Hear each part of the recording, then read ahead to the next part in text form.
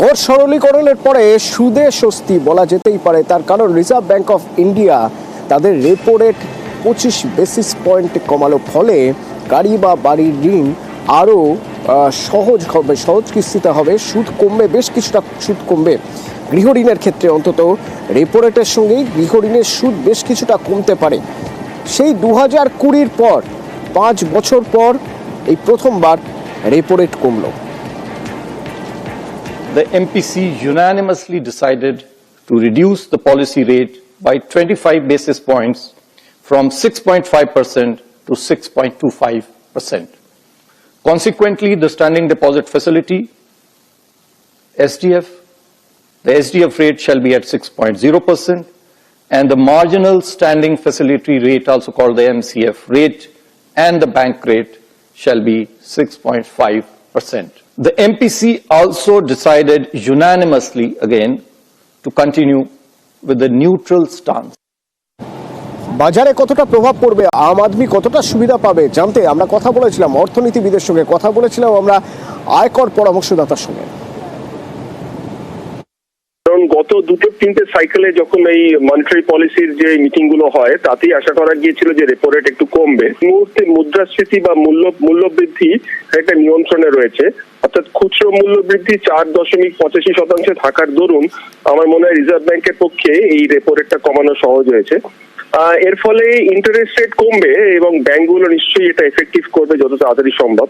কারণ repo rate হচ্ছে যে টাকা ব্যাংক অর্থাৎ কমার্শিয়াল ব্যাংকে রিজার্ভ ব্যাংকের কাছ থেকে টাকা ধার নেওয়ার জন্য দিতে হয়, সেটা যদি কমে ফলে কমার্শিয়াল ব্যাংকও ইন্টারেস্ট রেট কমাবে। মধ্যবিত্ত এবং যারাই ইন্টারেস্ট দিয়ে থাকেন বা ইএমআই দিয়ে থাকেন ধারের উপরে, তাদের প্রত্যেকেরই মাথা পিছু একটু করে রেট কমা উচিত। অনেক বছর পর এই আরবিআই মনিটারি পলিসিতে 6 জন মেম্বার এবং 6 জন সর্বসম্মতভাবে, এটা খুব পজিটিভ যে সবাই মিলেই এই ডিসিশনটা নেওয়া হয়েছে যে 25 বেসিস পয়েন্ট কমে গেল। এতে সাধারণ মানুষ তারা খুশি হবেন যে তাদের যত লোন চলছে তাদের ইএমআই এর সাশ্রয় হবে, এবং যারা এতদিন লোন নেননি ব্যাংক থেকে, যেহেতু বেশি চড়া সুদে লোন নিতে তারা পাচ্ছিলেন না, তাদের ক্ষেত্রেও কিন্তু নতুন ভাবে হোম লোন বা ব্যক্তিগত কাজে ব্যক্তিগত ঋণ বা গাড়ির জন্য গাড়ির লোন, এইগুলো তাদের ক্ষেত্রে সহজলভ্য হবে। আমাদের সঞ্জয় মালহোত্রা সাহেব নতুন গভর্নর এসছেন এবং এসে কিন্তু তিনি সরাসরি সাধারণ মানুষ এবং দেশবাসীর যে প্রত্যাশা ছিল সেই প্রত্যাশাটাকে মিটিয়ে দিলেন, এবং এটা দিয়ে হয়তো শুরু হলো আগামী দিন অর্থনীতি যদি ঠিকঠাক চলতে পারে তার আপন গতিতে, তাহলে হয়তো আগামী দিনে আরো রেট কাট হওয়ার সম্ভাবনা থাকবে। কোথাও বন্ধ রাস্তার প্রতিবাদ করায় মহিলাদের হুমকি, তো কোথাও আবার বেআইনি রাস্তা ভাঙল প্রশাসন। আর এই নিয়েই উত্তর 24 পরগনার খড়দা ও স্বরূপনগরে জোর শোরগোল।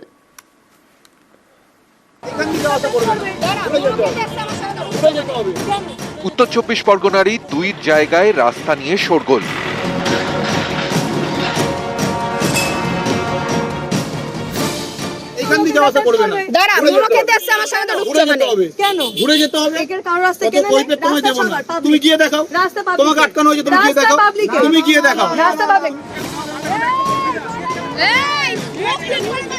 উত্তর 24 পরগনার খড়দার পাতুলিয়া পঞ্চায়েত, এখানেই একটি বন্ধ জুট মিলের জমির উপর দিয়ে গিয়েছে একটি রাস্তা। স্থানীয়দের দাবি এই রাস্তা টিটাগড় ও ব্যারাকপুরের সঙ্গে খড়দার যোগাযোগের ক্ষেত্রে অত্যন্ত গুরুত্বপূর্ণ। এই রাস্তা দিয়ে গড়ে প্রতিদিন 1000 লোক যাতায়াত করেন। অভিযোগ, সম্প্রতি এই রাস্তা আটকে দেন পাতুলিয়া পঞ্চায়েতের তৃণমূল সদস্য আশিস চক্রবর্তী ও তার অনুগামীরা। এতে বেজায় অসুবিধায় পড়েন স্থানীয়রা। এ নিয়ে প্রতিবাদ করেন ওই এলাকারই 2 মহিলা। এরপরই নাকি প্রতিবাদীদের সঙ্গে বচসায় জড়ান পঞ্চায়েত সদস্য আশিস চক্রবর্তী ও তার অনুগামীরা। অভিযোগ, বচসার মধ্যেই প্রতিবাদী মহিলাদের হুমকি দেওয়া হয়। এখান দিয়ে যাওয়া আসা করবে না, দাঁড়া মোড় খেতে আসছে আমার সঙ্গে তো ঢুকতে মানে কেন ঘুরে যেতে হবে? এর কারণ রাস্তা কেন তোমায় দেব না, তুমি গিয়ে দেখাও।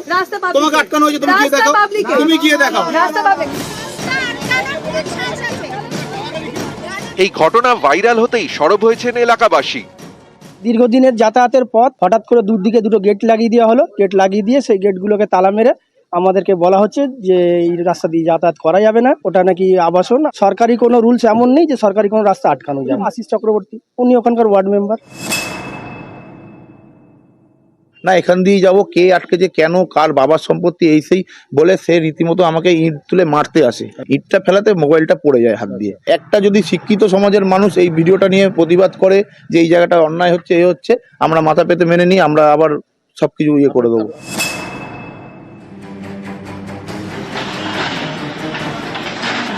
উত্তর চব্বিশ পরগনার স্বরূপনগরের বাংলানি গ্রাম পঞ্চায়েত, এখানেই বেআইনিভাবে তৈরি করা রাস্তা ভেঙে দিল প্রশাসন। অভিযোগ, এখানে নূর মোহাম্মদ গাজী নামে এক ব্যক্তির জমি দখল করে নিয়েছিলেন স্থানীয় এফরান গাজী।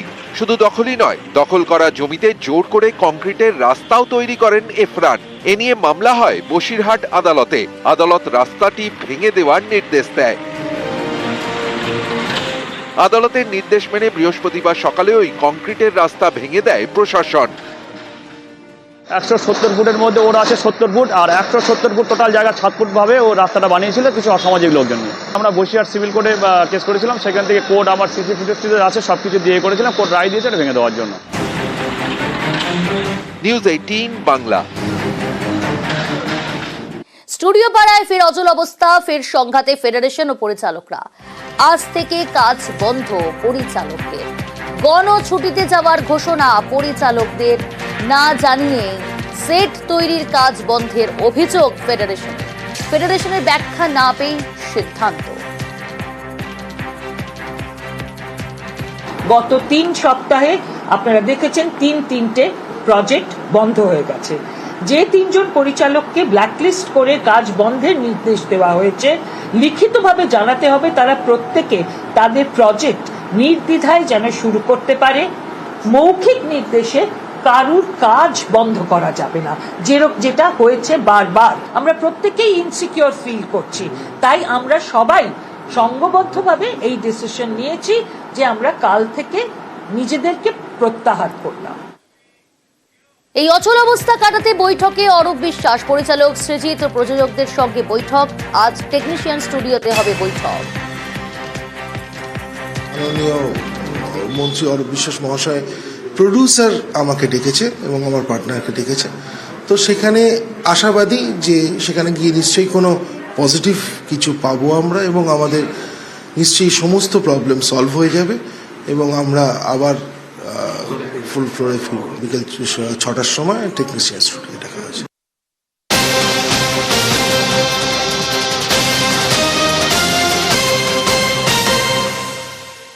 টলিপাড়ায় ফের জ্বর, কিন্তু আজকে সকাল থেকে কি পরিস্থিতি স্টুডিও পাড়ায় জানার চেষ্টা করব। সরাসরি রয়েছে বিশ্বজিৎ। আজ সকালের ছবিটা ঠিক কি? দেখো, আজ বিকেলবেলায় মন্ত্রী মশাইয়ের সঙ্গে আলোচনায় বসবেন পরিচালকরা, কিন্তু এখনো পর্যন্ত ফেডারেশন তাদের অবস্থান স্পষ্ট করেনি। গতকালই ছুটিতে যাওয়ার কথা ঘোষণা করেছেন, অর্থাৎ আগেরবার যেভাবে সরাসরি সংঘাত হয়েছিল, সরাসরি ধর্মঘটের পথে গিয়েছিলেন, এবার কিন্তু ধর্মঘট বা কর্মবিরতি কেউ বলছেন না। পরিচালকরা তারা ছুটিতে যাবেন, আজ আসবেন না, এমনটাই তারা জানিয়েছেন। কিন্তু সকালবেলা আমরা স্টুডিও পাড়ায় কি দেখছি, আমরা সেই ছবিটাই একটু তুলে ধরবো। যে এই মুহূর্তে যে দাসানি স্টুডিও এই সপ্তাহের শুরুতেই যেখানে একটা অচল অবস্থা তৈরি হয়েছিল, সেই দাসানি স্টুডিওতে ইতিমধ্যেই টেকনিশিয়ানরা বিভিন্ন ফ্লোরে তারা কিন্তু সময় মতো এসেছেন, তারা কাজ করছেন, তারা সেট রেডি করছেন। এবং আমরা যদি দেখি যে ইনডোর শুটিং যেমন হচ্ছে, তেমনি পাশাপাশি আউটডোর যে শ্যুট, সেই আউটডোর শ্যুটের জন্যও তৈরি করা হয়েছে, সেট তৈরি করা হয়েছে। অর্থাৎ টেকনিশিয়ান যারা, শিল্পী যারা, তারা আসছেন, তারা ইতিমধ্যেই কাজ শুরু করেছেন। একটা কর্মব্যস্ততার ছবি সকাল থেকে আমরা লক্ষ্য করছি। তবে পরিচালকরা না আসলে কি এই শুটিং চলবে? অর্থাৎ কলাকুশলীরা আসবেন, পরিচালকরা না আসলেও কি সেই শুটিংয়ের কাজ, অর্থাৎ যে শুটিংয়ের কাজের জন্য এই স্টুডিও, সেই শুটিংয়ের কাজ কি চলবে? সেটাই এখন সময়ের অপেক্ষা। তবে পরিচালকরা জানিয়ে দিয়েছেন তারা আসবেন না, কিন্তু সাত সকালে আজ যে ছবিটা দেখা যাচ্ছে, টেকনিশিয়ান যারা তারা এসেছেন, তারা সেট তৈরি করছেন, ইনডোর আউটডোর সব ক্ষেত্রেই সেট প্রস্তুত করছেন। অর্থাৎ কর্মব্যস্ততার যে ছবি, সেই ছবিটা কিন্তু দেখা যাচ্ছে অন্যান্য দিনের মতোই। তবে বেলা বাড়লে বোঝা যাবে যে পরিচালকরা কতটা আসবেন বা আসবেন না, এবং তার উপর শুটিংয়ের কাজ কতটা এগিয়ে যাবে। বেশ। টলিপাড়ায় ফের জট, দ্রুত সমাধানের সওয়াল অভিনেতাদের। টলিপাড়ার জট না কাটলে যুক্ত সকলেরই ক্ষতি। যে কোনো মানুষেরই কোনো কিছু বন্ধ হওয়াটা ভালো নয়, ভেঙে দেওয়াটা ভালো নয়। নদী একটা আটকে দিলেও সেটা কি ভালো নয়। যেদিন বুঝতে পারি যে আজকে হয়তো কোনো কারণে কাজটা হবে না, মনটা খারাপ হয়। সে যে কোনো কাজও হতে পারে, কারণ আমরা তো কাজের মধ্যে দিয়ে আমাদের পরিচয়। যে কোনো কাজই সেটার বন্ধ হলে খারাপ লাগে। শুধু কষ্ট নয়, খুব উদ্বিগ্ন হয়ে পড়ি। এবং আমার সবসময় মনে হয় যে বাংলা ইন্ডাস্ট্রি এত ছোট একটা জায়গা, তাতে এইসব ভুল বোঝাবুঝি, আমি জানি না কে ঠিক কে ভুল, কার জন্যে কি হচ্ছে, কিন্তু এইগুলো নিজেদের মধ্যে যত মিটিয়ে নেওয়া সম্ভব হবে, যত তাড়াতাড়ি সেগুলো করা যাবে, তত ইন্ডাস্ট্রির পক্ষে মঙ্গল। কারণ এইটুকু একটা ইন্ডাস্ট্রি তো কোলাপস করে যাবে, কাজেই সেটা একেবারেই কাম্য।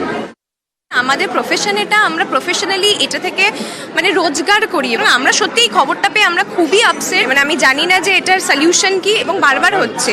মানে আমি খুবই মন থেকে চাইবো যে এটার খুব তাড়াতাড়ি কোনো সমাধান হোক। প্রত্যেকবার এরকম ঝামেলা না হয়ে, কাজ বন্ধ না হয়ে, আমার মনে হয় সব টিম মিলে বসে ব্যাপারটাকে সর্টেড করা। স্ট্রাইক কেন হবে? আমরা যদি একদিন না কাজ করি তাহলে তো আমরা আমাদের সাফোকেশন হয়। সেটার জন্য আমার মনে হয় এটা সলিউশন নেওয়াটা খুব দরকার।